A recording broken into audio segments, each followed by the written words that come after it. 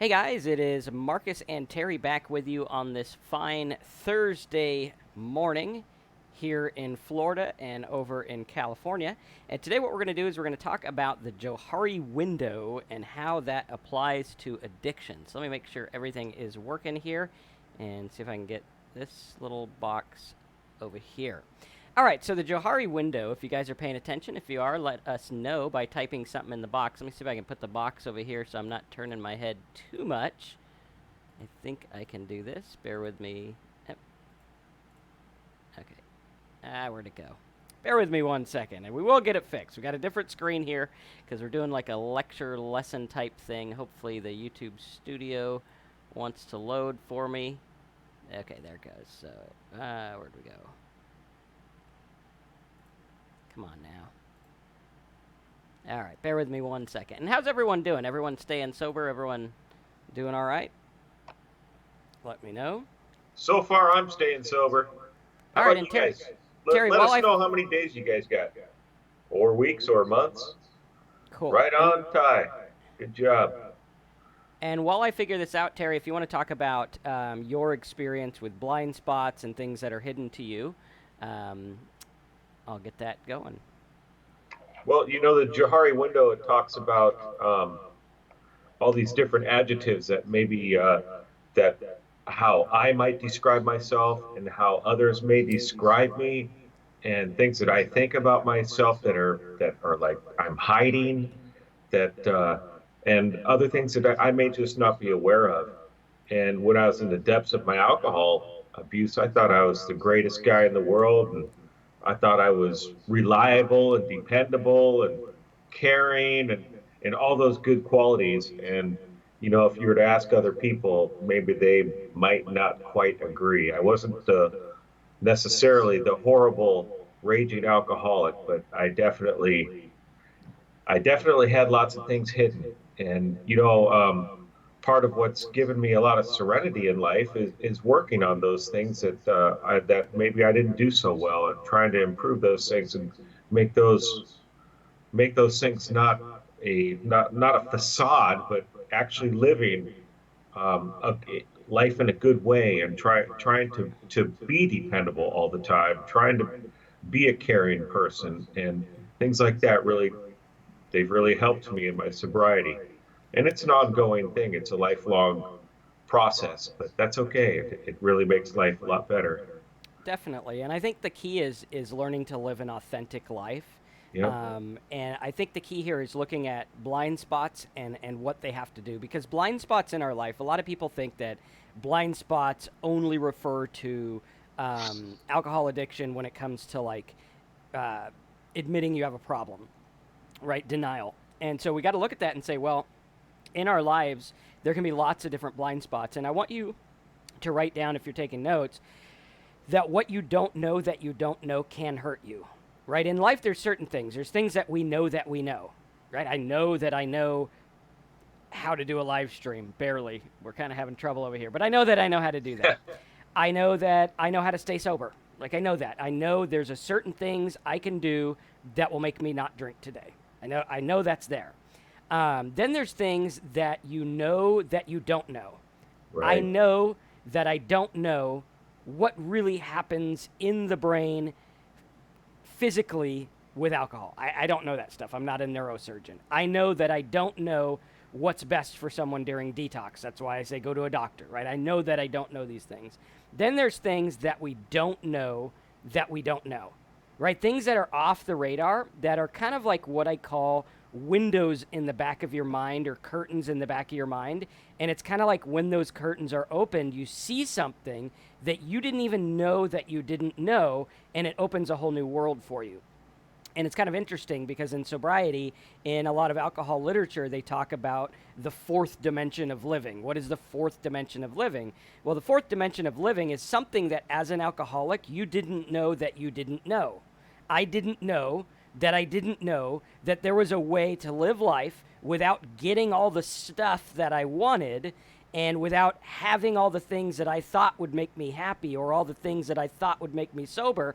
I previously thought I had to have those to be sober, and sobriety for me at that time was a means to an end. It was like, okay, I want to get sober so that. I want to get sober so that I can do this. And maybe when I get this shit, maybe then I can drink again because I think drinking is all about not having the shit. Right? And a lot of people feel this way, and we look at it and we're like, well, maybe you don't know that sobriety is not about the shit. It's not about the self development. It's not about the personal improvement. It's about what's going on in your mind, what's going on in your thought life because of alcohol and because of this way of thinking that you've built your life upon. It's kind of like when you go to someone who's been in a culture, right? Like, let's say we go to a different culture where they have like tribes and things like that, and it's not a society like we have in America or any other developed nation. If you were to go to those cultures and say to someone, hey man, so what are you doing about your 401k retirement plan? They're going to be like, what the hell is a retirement? What the hell is a plan? What's a 401k? Right? They don't know what that stuff is because their culture is not worked around it. So they don't know those things. And you try to describe it, and it's things that they don't know that they don't know. And oftentimes in life, we have these things called distinctions. And our life is built around distinctions. It's built around cultures and groups. And it's built around what these groups deem as things that are important. And you might be asking, why do I have this cow that looks like he's about to make chocolate milk or something, right? He looks like a chocolate milk cow. I don't know why.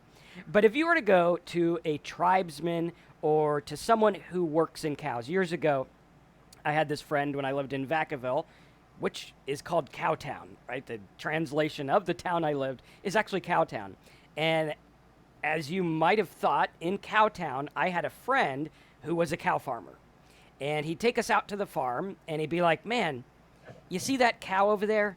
You see how he's got that one spot and he's got his ear a little funny?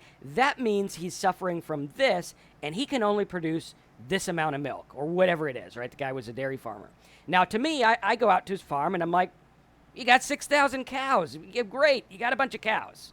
To him, he goes out there, and he sees distinctions in every little minute detail, and he can tell you exactly, that one's hoof is a little scuffed up. This means this. Right now, to me, I didn't know that I didn't know all about these cows until he told me. Now, there are things in your life that when you get sober, you might not have known that you didn't know. I didn't know that alcohol changed my way of thinking. I already had a maladaptive way of thinking. It went like this. The world owes me. I'm not getting it. I'm super special. I am Marcus Campbell. I should have this. That's what my thinking went like. And when I didn't have this, I went through and I was like, boom, what's going on here, right? I didn't get those things, and my life was in shambles because I'm like, why is my relationship not good? Why am I not making the money? Why are all these things? And I was built in this culture that was based on these distinctions that said, I want, I must have, I am, therefore, this is what should happen. And I didn't realize that when I poured alcohol on this maladaptive way of thinking, it sent it in a spiral of, for lack of a better term, a shit storm. It was a shit loop of things, or it was this feedback loop of, I'm not good enough, that's why I don't have this. Why don't I have this? Because of this. I'm a failure, I better drink, now I'm hungover again, this life totally sucks, I want out. Right? And that's the way it went. Now, at that time, I didn't see these things. Now, we can look at this, and we could say, okay, well, what's the Johari window? Well, the Johari window is like this, and we have things that are called open. These are things that are known to me and known to others, and you're going to see different quadrants, right? So we have things that are known to self, unknown to self. That's the first barrier. Like, there's things that I know, and there's things I don't know, okay? Then there's things that are known to others. Like, Terry might be looking at me and being like, dude, I think you're kind of an idiot, right? Or whatever. And he's like, I know that. Marcus might not know that, right? And then there's unknown to others, things that I don't know, and Terry probably doesn't know either. Okay, so we got to look at this quadrant and see how it works. So first of all, we have things that are known to self. What do I know to myself? Well, back then, I knew I drank a little too much. Didn't think I was an alcoholic. But, I thought it was okay. Other people might say, well, maybe he does drink too much. Okay, maybe he doesn't have a problem. So back then, when I was drinking, people were looking at this, right? And they were looking at this and they were like, well, Marcus, you don't have an alcohol problem. You have alcohol misuse. Or you got all these other problems, but not alcoholism. And worst thing they ever could have said, I wish they would have just been like, dude, you're a fucking alcoholic. Go get some help. Would have saved me a lot of time. But the universe worked things out the way it worked things out, and I'm glad it did because I'm sober now. All right, so now we have known to self and known to others. So this is stuff that's known to self and known to others. People knew I had a little bit of a drinking problem and I drank too much. I knew that as well. Now, there's things that are unknown to self and known to others, right? So I might not know I'm an alcoholic, but other people might look at me. Like my dad always told me, oh, you're an alcoholic. He'd tell me I was an alcoholic even when I looked at a beer. I didn't even have to be a full-fledged alcoholic. He just was quick to say that. Okay, so there's things that are blind spots. These are things that other people can see, right? Like the guy in high school who gets a girlfriend and all of a sudden the personality starts changing, right? We had this recently with one of my daughters, and she started going out with this guy, and he was a real interesting fellow. Well, you leave it at that. And her personality started to change, and she started to get physically not feeling good. And we were like, hey, babe, you know what? You might not know, but we know what's causing that. And this was something that was unknown to her, but known to us. On the outside, we could look at it and say, hey, this is what's going on. We get it. These are blind spots in our life. Okay, then we have things that are known to self, but unknown to others. These are like our hidden things. Like, hey, I know that I secretly don't like this person or whatever, and other people don't know it. Or I know that I secretly feel this certain way, but other people don't know it. Okay, and then there's a last quadrant, which is unknown to self and unknown to others. This is what we don't know that we don't know, and other people aren't telling us that we don't know because they don't know. Okay, so we have these different quadrants, and we have to kind of look at where we're at, and we have to look at where this can help us, right? Where is this going to help us? Well, if I know that I drink too much, and others know I drink too much, okay, that's kind of like whatever, so I drink too much. Maybe I'll just not drink as much, okay? But then there might be a blind spot where it's like, I know I drink too much, but other people around me are telling me, hey, buddy, I think you might have a substance problem. I think you might be an alcoholic, right? And I might say to myself, well, no, dude, I'm not an alcoholic, whatever, you don't know what you're talking about. Okay, this is where ego gets in the way. Ego gets in the way, and it says, I'm not going to listen to these other people because I think I know what's best. One of the things that I learned in sobriety is I don't know what's best. I think I do. I want to, but oftentimes I don't. Sometimes I don't even know what's best for me, right? So now, Terry, what are your thoughts on that quadrant, that one box that's something that other people might know, but to us it's a blind spot? Well, for me, I tended to I hid my drinking immensely, and many people saw that there were issues in my life, but they didn't see my drinking so much. Most of the people that were close to me were absolutely surprised when I came out and admitted that I was an alcoholic and I needed to go to rehab. They were blown away, in fact. I didn't have anybody living with me at the time because I drove my ex-wife. I drove her out of the house about a year earlier, and it wasn't. And with that, it was the lying. It wasn't the alcohol because I hid it so well. And the other people, maybe my work were seeing that my work was suffering, that I wasn't nearly as reliable as I could be. But a lot of it was pretty minor because I was once again able to hide it pretty well until the very end when I just ended up quitting. And then all of a sudden they could see that I wasn't dependable and all these things. And I thought I was dependable. I quit because it was all their fault, all the work that they loaded on me and all that stuff. But, I thought, like I said earlier, I thought I was just a dependable guy and carrying and all that. But that ended up not being the case as the alcohol increased, definitely. So, Yeah, and I think go ahead.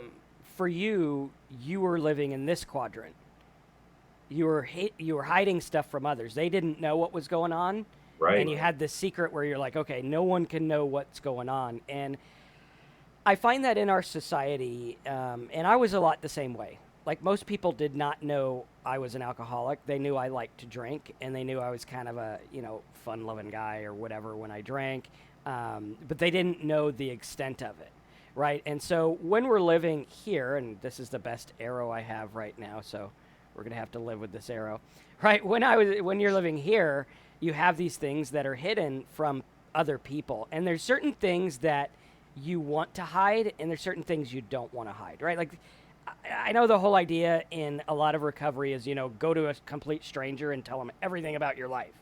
It's like, okay, that might be a good idea, might not be a good idea.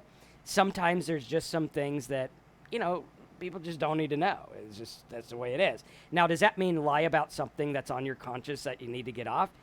Well, don't lie about it, but be careful who you tell, because a lot of times when we get sober, we're like, oh, I'm going to go right every wrong. And it's like, well, Right. sometimes someone doesn't need to know the secret shit you did when you were drinking. Like sometimes you don't need to feel better at the expense of others. I think that's what it really gets down to is like, Absolutely. do I need to feel better? But like, let's say you had affairs for, years, and your wife finds out about one of them, and you get sober, and you're like, well, shit, I better tell her every affair I ever had over the last 50 years or whatever, right? It might not be a good idea to be like, yeah, I was cheating on you every day, even in our own head. You don't need to go into the details or whatever, right? Just right the wrong. Obviously, tell her if you got some kind of thing she should worry about catching. Obviously do that. Don't be like, keep that a secret. But look at it and be like, what do I really need to share? What do I really need to deal with? And if I'm hiding my alcoholism, is it good for me? Right?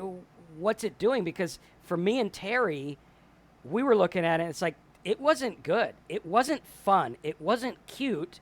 It was really screwed up. We were sitting in our house miserable. I mean, I was ready to end everything. And it was like, at what expense? Now, there were people in my life, and I'm sure maybe some people in Terry's life, maybe if they got close, they were like, hey, buddy, maybe only have 8 today instead of 50. And that would be like a blind spot to Terry where it's like, I think I got this handled. I think I'm doing okay. And what happens is in life, we get these blind spots because we get comfortable. And alcoholics want comfort. That's why we sit on our couch and watch TV and drink ourselves into oblivion, because that's comfortable for us. We don't want to get out of the comfort zone and face, hey, you know what? I'm really fucking things up here. Hey, I'm really ruining relationships. Hey, this isn't really working. We don't want to look at that, right? Does everyone get in where we're going with this? Does this make sense? Well, this was what you're saying there was really important to me when I got sober. And that was, and it was working with another alcoholic who had some more experience with me and being open and honest with them about my experience during my drinking phase. And then he was able to point out these things that I was hiding, these parts of my hidden self, and he was also able to point out these things that he noticed about me that I didn't notice, and I was able to work on those and get those, take care of them, and fix those situations. It was huge. That was definitely part of those early steps in recovery, and it's something I still have to look at in sobriety, because I still mess up, and I still think I'm way better than maybe I am, or it's something like that. But yeah, it's important. Yeah, it is. And like with Drew comes on. He says, sadly for me, I'm a productive problem drinker. Got to clean the shed, get a 6-pack. Clean the house, get a 6-pack. Do yard work, clean the garage, build a table. Whatever he's doing, he's got to drink. And I was much the same way. Me and too. there was something that I didn't know that I didn't know. And what I didn't know that I didn't know was the fact that your doing things was linked to a certain thing. But if you did that with soda, it'd be the same exact result. Like, just replace it, be like, okay, gonna get a 6-pack of Coke or Diet Coke or bubbly water or whatever it is. It's gonna be the same thing. And what I find is now when I do that, I'm way, way more productive, Absolutely. and my chores don't cost a lot. Because back when I drank, I'd be like, I'm going to get in there, I'm going to do this, and I'm going to clean out the garage. And I would, and then I would accidentally throw a big plank of wood through the car window. True story. And it wasn't just a cheap car window, it was like one of those electronic truck windows. And car was never the same, cost me thousands of dollars. While I thought I was being brilliant in drinking and getting things done, it was actually backpedaling. I looked at it and I'm like, if I took the money I spent on the car window, I could have hired people to do all the shit I did anyway. And I wouldn't have had to do the work, and I wouldn't have had to have a broken truck, and there we go. And so we got to look at this and say, is it really that, or is it an excuse? Are you making an excuse to drink? Like, oh, I'm not able to get stuff done. I better, go drink. And those are the things that are going to creep in your life, is going to be like, well, I'm not productive. And sometimes I still think that. Sometimes I'm like, well, if I drank, and what drinking does is it's not making you productive. It's shutting off the brain that just wants to sit around and do nothing, right? It's like, oh, I'm going to be productive. Well, I really don't want to clean. I really got this bloom drink. Let's fucking go do it. Who gives a shit, man? Right? That's kind of how it works. And you can shut that voice off anyway. You just don't pay attention to it. You just somehow think that you need alcohol to do it. And it's much like the story that I tell where I would shake when I didn't drink, and I'd be anxious and I'd be crazy when I didn't drink. And then I'd go to lunch to have my first alcohol of the day because I had decided no alcohol in the house will solve the problem. I could have 50 at lunch, but if I don't have it in the house, oh boy, we're going to solve this problem. And I would go to lunch, and the lady would come from around the bar with my favorite drink on the little tray, and she'd get ready to hand it to me, and all of a sudden my shakes would go away. All of a sudden I'd start to feel better. All of a sudden all this stuff would happen in my body and my mind. I hadn't taken one sip yet. So what was happening? Is it the alcohol actually producing it? Or was it my anticipation of the alcohol producing it? Interesting, because I hadn't taken one sip of chemical, which means my body and my mind is able to produce the result without the chemical. Yes. Right? Like, you go to churches, there's some whacked out churches here in America. I grew up on a lot of crazy churches, like crazy shit you hadn't even seen. And they would do this thing called Drunk in the Holy Spirit. And you got 1,000 people in a church. And they say, now we're going to drink the Holy Spirit. And they were acting like they were piss-ass drunk. I'll bet you not one of them could pass a sobriety test. They were hosed.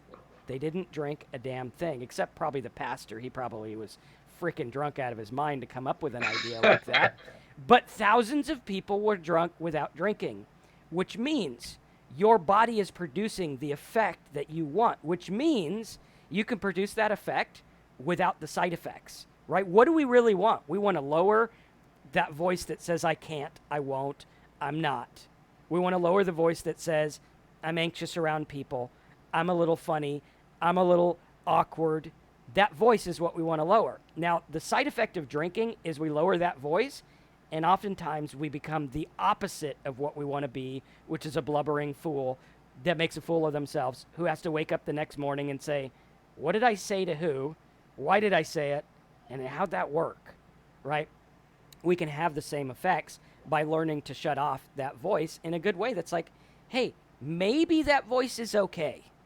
Maybe the voice that says, I'm not the male stud that gets all the girls at the bar, maybe that's a good voice to shut off, because maybe I don't want to go home with every girl who will go home with me at the bar. Maybe that's not the best idea, right? Maybe, who knows?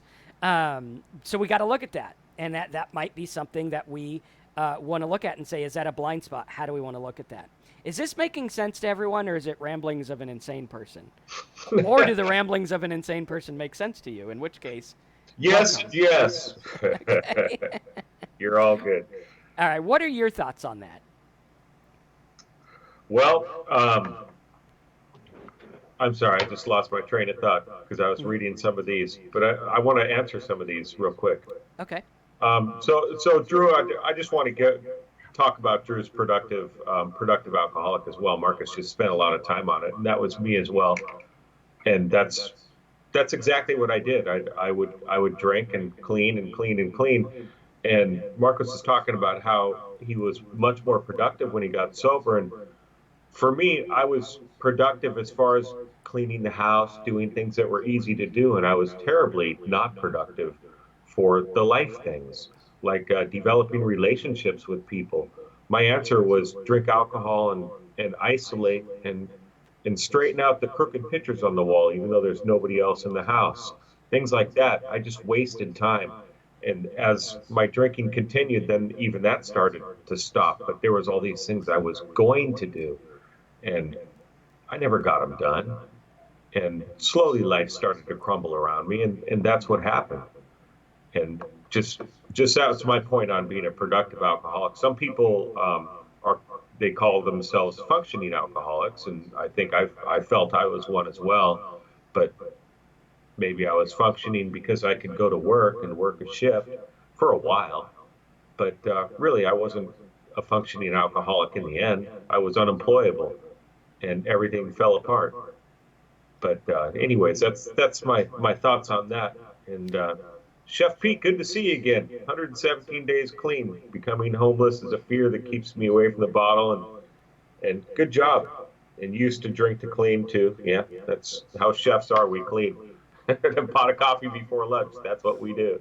Yep. That's why I cook, but I'm not a chef because I do not clean. And I'm one of the people that I use literally every utensil, pot and pan, Oh, to that's my boil an wife. egg. Just to boil an egg. Yeah.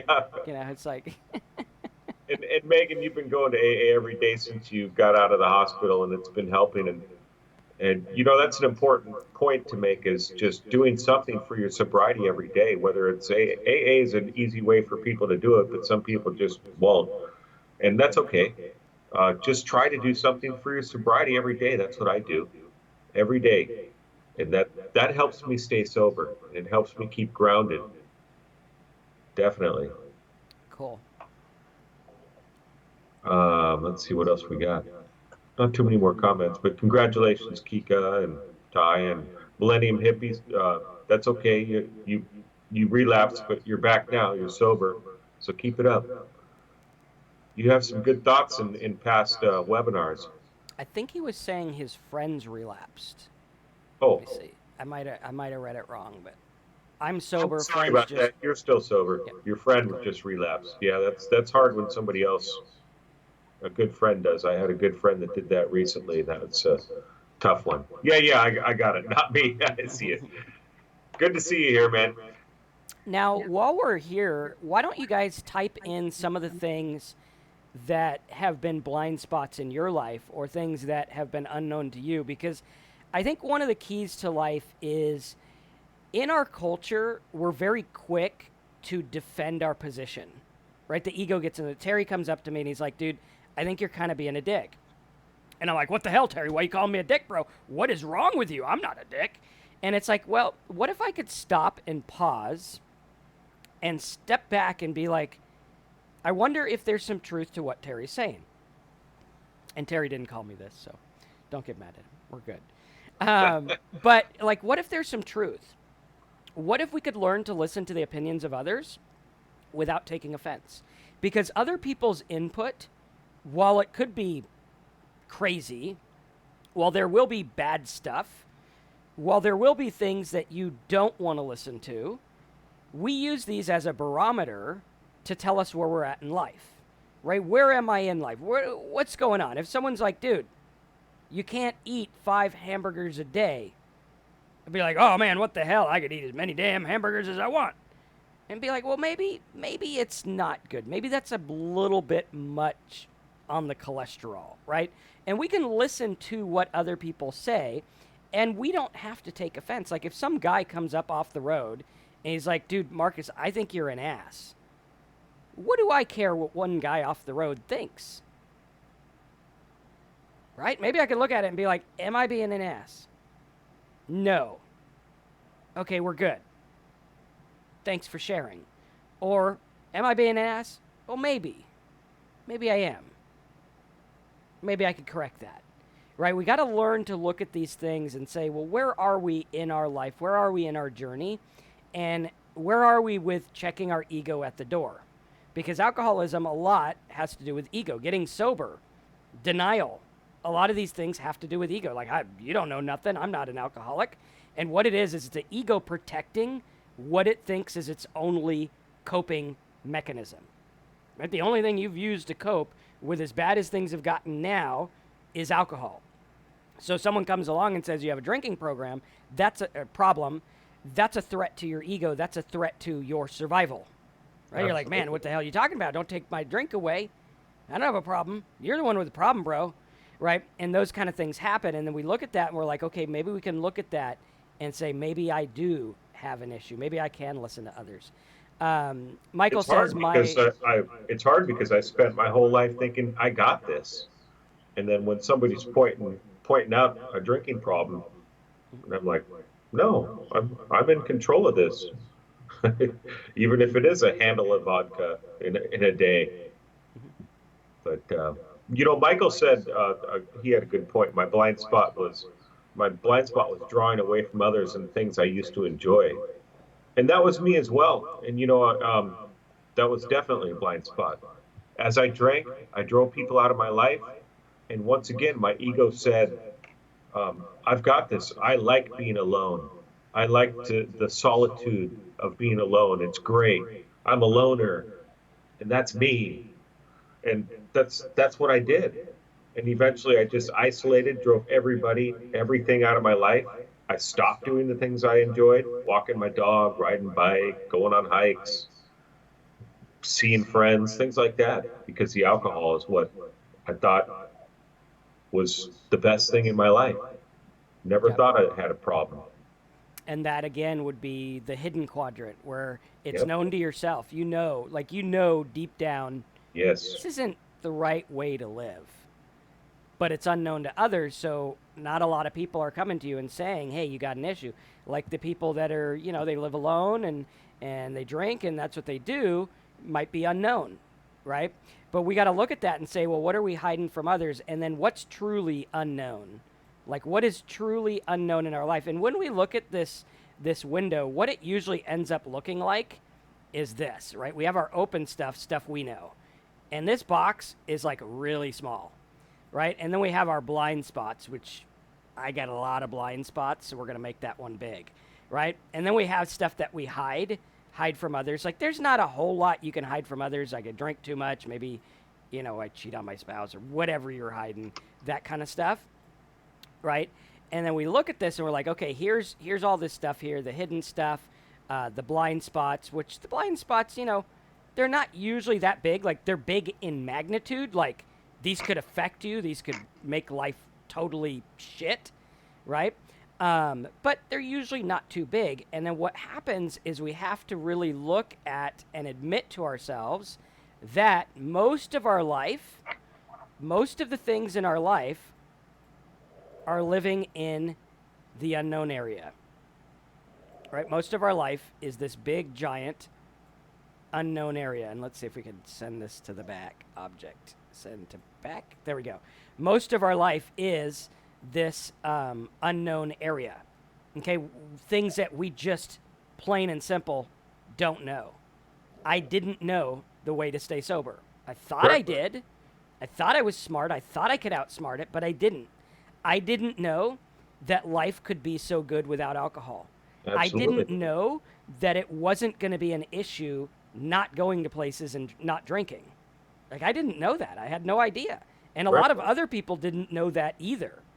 Like, they were like, whatever, the guy drinks, this guy doesn't, who gives a shit, right? But to us, we look at this and it's like a lot of our life is unknown both to ourselves and unknown to others.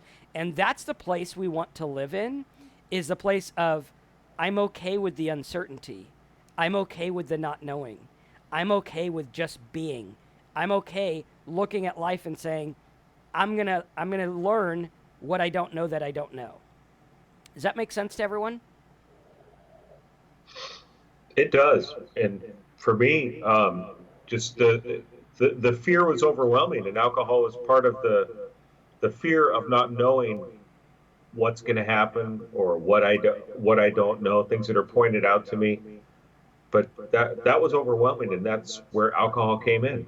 And alcohol would calm that down for a short time until it'd come back tomorrow worse.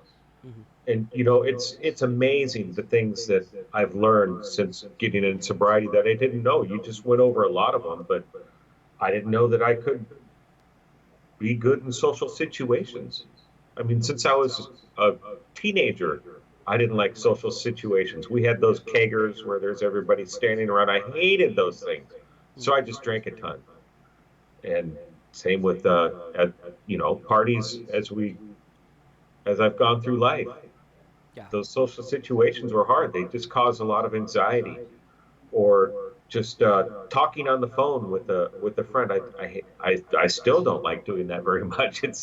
It causes a lot of anxiety, but I'm better now.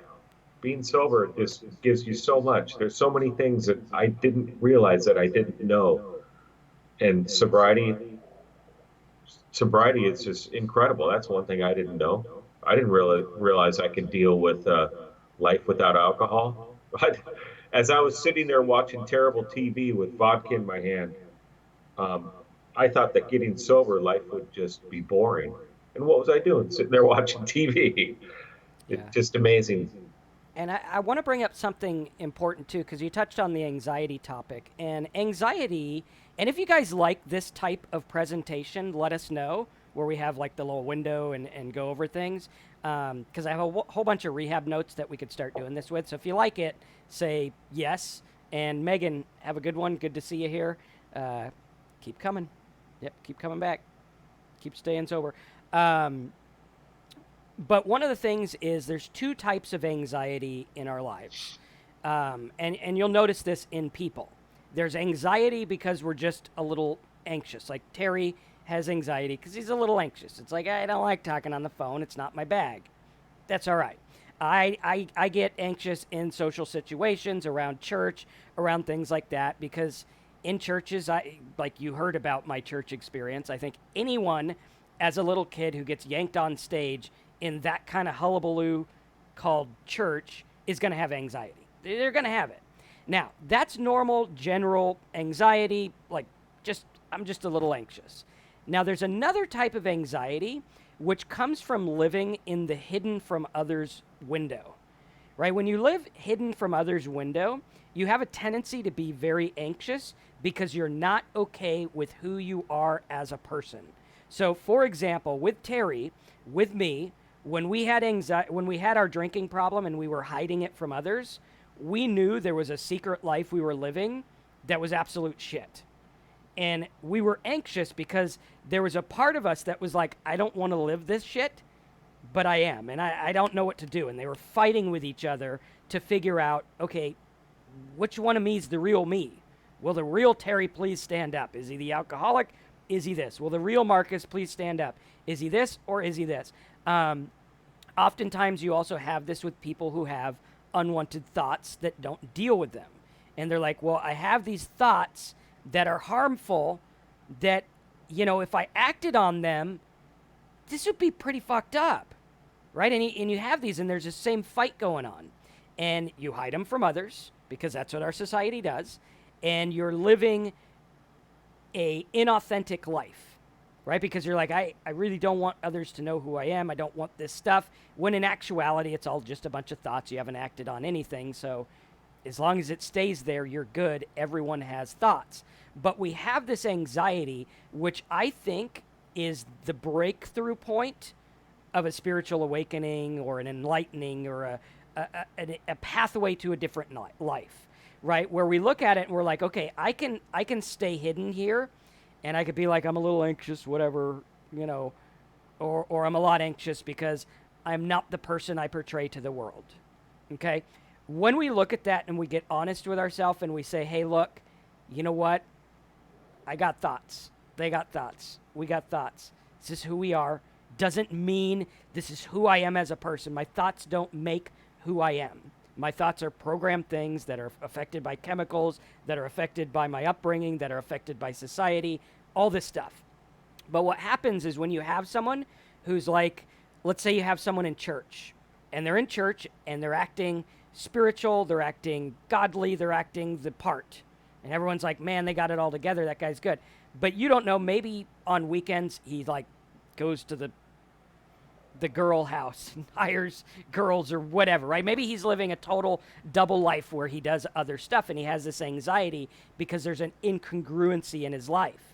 So what either needs to happen is he needs to come to grips with it and be like, hey, you know what?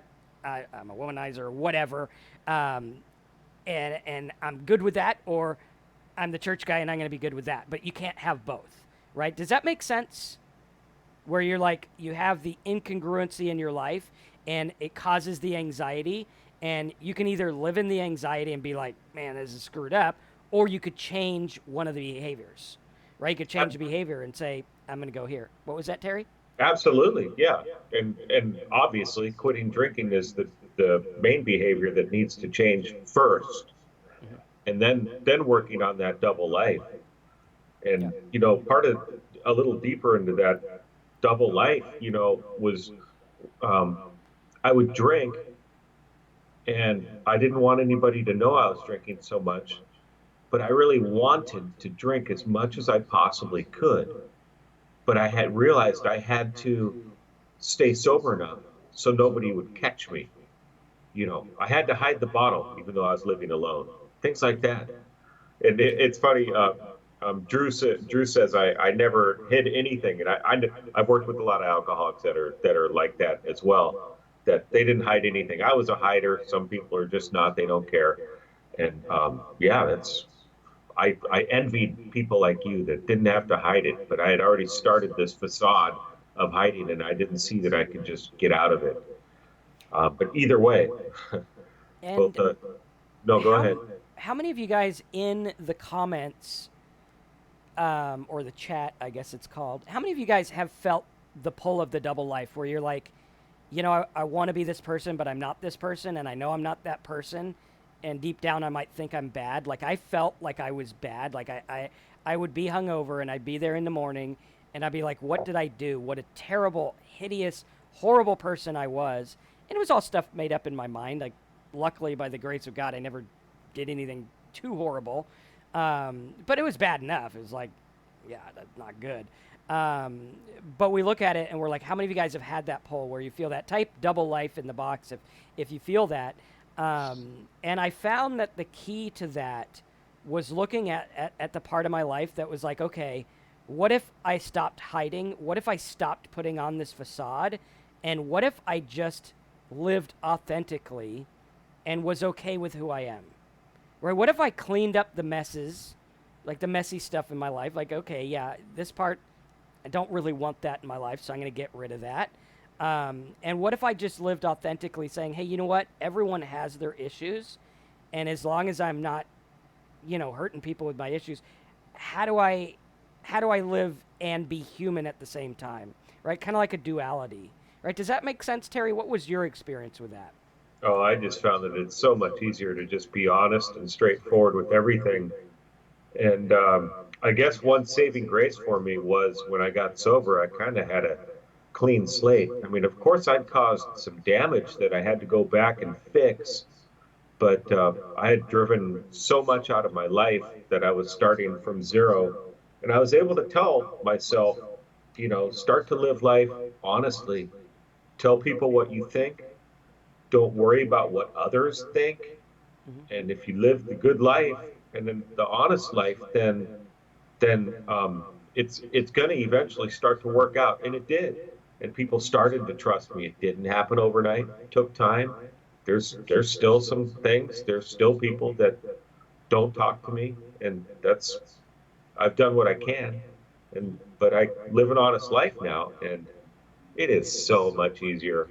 I really feel sorry for people. I work with a person that is not leading the honest life. At least that's what I see. And man, their life just looks horribly complicated. And that's the way mine was when I was drinking as well. Even though I'd driven my life down to almost nothing, it was still just a mess. So I hard to keep track of things. I think it's interesting too. There was a guy in our Facebook group, which if you guys are not in our Facebook group, um, let me see if I can find the link. Terry, if you have the link, post it in the chat box. But I think it's interesting because of the fact that this guy in our Facebook group, he was coming on and he's like, you guys don't understand. I'm a horrible person. I'm a terrible person. You don't understand the things I did. And I'm like, okay, well, let's dissect that. Let's unpack that. Because what does it mean to be a horrible person? Well, first of all, we need to realize that when we're in an alcohol state, we do things we wouldn't do in a normal state. Alcohol affects your judgment. No one in their right mind would be like, I'm going to get in a car and I'm going to drive down the highway like this. No one in their right mind would do that, right? And so we got to look at that and say, well, someone drunk is under the influence, which is why they choose to put everyone else in the highway at risk because of their negligent drinking. Okay, now, does that excuse it? Does it make it right? Does it make it okay? Fuck no. Not even close. But does it give us insight into seeing, hey, this person isn't acting rationally? Why? Because they're altered by a chemical. Now, does that mean, oh, hey, now that I know that, I should be let off the hook for everything I did? Absolutely not. If you get in a car wreck drunk and you hurt people, you should go to jail. Like, I believe it. The families believe it. The state believes it. So that should happen. But I think it provides insight into saying, am I this terrible, horrible person? Or has alcohol hijacked my brain and made me do things I didn't want to do? Or made me do things I wouldn't normally have done? We have to look at that. It's much like a lot of times I bring up the Sanford prison experiment. They did an experiment in the 70s where they had a prison and they got a bunch of volunteers. They had some people volunteer and they were like, good, we're going to act like we're in prison. You guys are going to be the prisoners. You guys are going to be the guards. They shut the gates. A week later, the guards were like beating the hell out of the prisoners. The prisoners were acting like criminals, acting like prisoners. And everyone knew this was a fake experiment. But they all got lockstepped into the role because society, the little made-up society, had changed the structures. And here's these guys who were like, dude, I'm an accountant who, like, I don't even swear. And all of a sudden he's beating on this prisoner because he's this pretend guard or whatever, right? And the idea behind it was that the society, the little made-up society, had changed these people's belief system, had changed the way they responded, and it was proving what psychologists knew all along, which was the power of the situation. The power of the situation you're in changes everything. When you are in a different situation, all bets are off. You take Marcus here, who's sober and acting nice, and I've been sober 5 years, and yay, go me. Put me in a crazy situation. There's a situation that would probably make me drink again. There's a situation that I like to think I'm kind of a nice guy that would turn me into a complete asshole, right? There are situations, and when you drink, you are controlling everything with the situation of drinking. You are manipulating your mind with the situation of drinking, and you're not acting rationally. And you have to step back and say, well, I did do those things, yes, and I was also under the influence of something that maybe if I wasn't, I wouldn't have done those things. Okay, does it make it right? No. Does it make it, I don't need to apologize? No. But does it provide insight into what's going on? Yeah, I think it does. Right, does everyone resonate with that? Terry, what's your thoughts on that? Yeah. I wanted to talk about Drew's thing. My big thing was love, fitness, and nutrition. Sorry, I'm just changing the subject on you again. My double life is, on one hand, I love exercise and nutrition. On the other hand, I drink unhealthy. And Drew, there's a lot of people like that. I was exactly like that. And that's for me. Eventually, it just turned into no exercise at all and almost dying. So be careful with that. That's it. Brittany, good to see you here. She's joining us in San Diego. Oh, right on. At a work conference, so good to see you here. I think you're normally, I don't remember where you're at. I think you're in the South or something, somewhere. That's a long trip. But yeah, good to have you here. woke up early to hang out with us. That's good. Oh, I'm seeing Andor again. Right on, Andor. Tennessee, cool. Yeah, I got my brother's in Tennessee. So a All bunch right, of people were guys. talking about lonely, and that seems to be the common thread. That's what many of the alcoholics I work with have done as well, and that's what drinking does. Drives everybody out of our life Yeah. because they can't handle us because we're just too obnoxious, or we feel that we need to hide it, and so we drive them out of our lives, and or it's a combination of both. And when you get sober, it kind of reminds me of an old Seinfeld episode. Good show. And he was talking about like guys who want to meet women and girls who want to meet guys. And I think he was talking about the girl side. And he's like, you know, girls always complain about meeting guys. Like, where do I meet guys? And he's like, we're everywhere. Have you not seen us? We're on the street. We're in the market. We're over here. There's guys everywhere. And oftentimes when we get sober, if we have that loneliness, what we need to look at is the fact that there's 8 billion people on this planet, and the amount that you've hung out with is such a small, minute amount. You can find a group who gets you, right? Like, luckily, it's a good thing and a bad thing about the internet is you could literally find people who are into the same thing you're into, which sometimes that gets a little weird in some circles, and maybe that should be, you know, checked on a little bit more. But oftentimes, like, there's groups of people, like Terry finds people who like to go biking. I find people who like, there was a group of people who were magicians. There's a group of people who like blogging. I like to blog. A group of people who like doing YouTube. You know, so there's groups of people everywhere, and you will find the people that you like and the people that get you. Like I found, I just booked my thing for a video conference for video marketers, and I'm like, I love hanging out with them. Good people, they talk about stuff, and luckily that group is ran by a bunch of Mormon people, so they don't drink.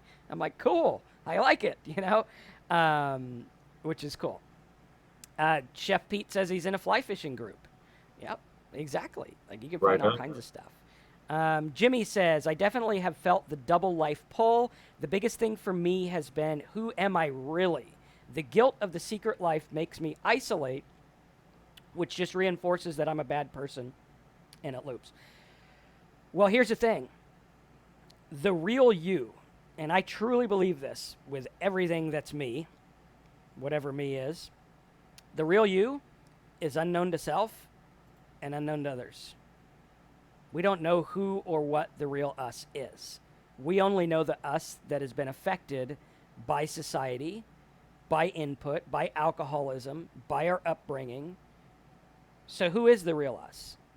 What if that's something we never know? And what if that's okay? Or that is the real us. Or that is the real us? Either Yeah. way. What if it is? And what if it isn't? What if Jimmy has his secret life and that's part of who he is here on earth? Right? Whatever it is, drinking or whatever. And just to disclaimer this, if you have a secret life that you're worried about doing something that might harm another person, go get help right now. Or yourself. Get help. Yep. Because other people will understand it. Get in a support group. Get away from it. Because a lot of times what I believe happens in society is we repress things and we keep them a secret, which makes them all the more interesting to act on. Right? Like if I sit here and I'm like, man, I feel like hurting someone's pet. Let's say that's my thing. And I'm like, I'm going to hurt someone's pet. Oh, no, you can't think that. You're bad, Marcus. That's terrible. How could you think about that? Puppies are beautiful, right? And I have this thing in my life, and I suppress it, and I try to hide it. Instead of just saying, well, they're just thoughts. It's just chemical. It probably had to do with the fact that when I was a kid, true story, I was rollerblading, and a Rottweiler latched onto my skate so hard it took 4 grown men to get him off me. If I didn't have a skate, I wouldn't have a foot. And so maybe that's where that comes from. Maybe. Who knows? Or maybe it just comes from nowhere. Who knows? Who cares? But the more I try to suppress the feelings, the more they become something in my brain. It's kind of like something Chef Pete will like being a fisher. Where is the place that fishing people want to go the most? Wherever the sign says no fishing. Right? We're like, damn, that sign says no fishing. I'll bet there's the biggest fish down there. Right? You want to do what you think you can't. And you can get obsessed over it and find ways around it, or you could be like, whatever, that's cool. I'm not going to do those things, so I'm just going to come to grips. I'm going to make peace with the fact that sometimes I have thoughts. Sometimes I have them, and I think it's okay. Does that make sense, Jimmy? I think it does. Did that make sense to you, Terry? Like the whole... Oh yeah, and in drinking especially, the more and more I said that I'm not going to drink or I'm just going to have one, the more I had. That would be a 20-25 shot day or more. That's just, yeah, absolutely. Brittany says, Brittany, oh, go ahead. I'm really just working on feeling comfortable, hanging out with myself. I still have I still have not done a great job of being alone with my thoughts. Such a huge goal of mine in sobriety. And being here, talking to us, talking to other sober alcoholics, and getting out there and communicating just what we've been saying about these things is going to help you a lot. And just once again, trying to realize that the thoughts are just thoughts, and it's okay. Try to just be with them. And what I find is good too is to get in a place. So, like, if you get all sideways with your thoughts, I was talking to a friend of mine just this week about panic attacks and things like that. And what I find is big is plant your feet on the ground. So put your feet on the ground, arms at your side, kind of relax, and just be with the thoughts. And realize that thoughts are chemical impulses in your brain. If you have a cup of coffee, your thoughts are going to race. If you have alcohol, your thoughts will subside. We all know this. But you can also subside your thoughts without alcohol. And you could be okay being with yourself as long as you come to grips with whatever incongruencies there are. Right? Like, if I come to grips with it, like, am I this way? And it's called the imposter syndrome, where we feel like we are acting a different way to other people than we are with ourselves. Therefore, we're not comfortable hanging out with ourselves because we're like, I think myself is not what I'm portraying to others, so I think I'm a fraud or a phony. And a lot of times we think this stuff, and what if instead we were like, yeah, maybe there are parts of me that are a fraud and a phony, because are we not all just acting the way we think we're supposed to? It's kind of like in A Few Good Men, good movie, and he's interviewing the guy, and he's like, hey, here's the book. Can you show me in the book, the handbook for the military, where the mess hall is? And he's like, well, it doesn't tell you in the handbook where the mess hall is. He's like, well, did you not eat when you were in the military? No, of course we ate 3 meals a day. What are you talking about? He's like, well, how did you know where the mess hall is? Well, I just kind of followed everyone at chow time, and we all ended up at the mess hall. Who'd have thought? And life is kind of like that. We're all just following each other at chow time to the mess hall. We're following each other's leads, and we're trying to figure out where we fit in, where we don't fit in, and it becomes this big, huge thing. And the problem is when we take it too seriously, and we look at it saying, I must be this way. And it's like if you have kids, and the kids are on the schoolyard, and let's say this kid's a boy, and he's 8 years old, and another kid comes to him, and he goes, Johnny, you're a sissy. And Johnny goes, oh, man, what are you talking about, man? I'm not a sissy. I'm not a girl. And he gets really mad that Johnny said this because it shatters his ego and this thing he's trying to portray in life of, I am tough and I am not a sissy, right? And we look at it in life, and we're taking these cues from all these things, and it's like, so what? Maybe I am a little girly. Big deal. Right? And I could speak for someone who I'm probably a little bit more girly than I'd like to admit, but who cares? Right? Who gives a rip? We got to look at this and say we're all just making our way in society, and we got to forgive ourselves and say, such is life. Great book title by Ram Dass is we're all walking each other home. We're all walking each other home, right? we're more than our life. We're more than our thoughts. We're more than what's been done to us or what we've done to others. We're more than that. Right? We can be more. And we can admit, yeah, I kind of screwed that up. I believe that I was this certain thing, and maybe I'm not. Or I believe this is right or this is wrong, and maybe I'm wrong. And one of the things that happened to me in sobriety, because of the dramatic unfolding of events that happened with my suicide watch and everything like that, is I had to come to a point in life and say, everything I believed could be a lie.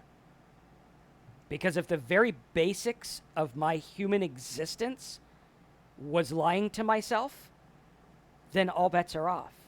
Right. And I challenge everyone here to live in that unknown to self, unknown to others, all bets are off part.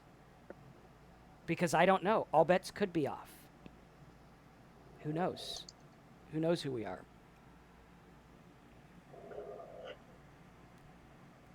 All right. Any last minute questions before we head out for the day? Neighbor, glad you liked the channel. Thanks.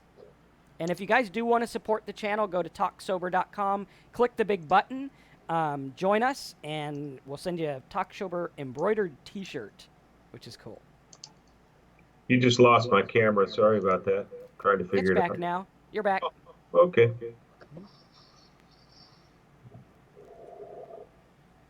Neighbor, good to see you. You're welcome. Thank you Roberta, for coming. good to see you. Rockin' Roberta. Hi. Hi back. She's got a alcohol channel going on too. We should have her on the show sometime. Cool. How about that, Rockin'? Cool.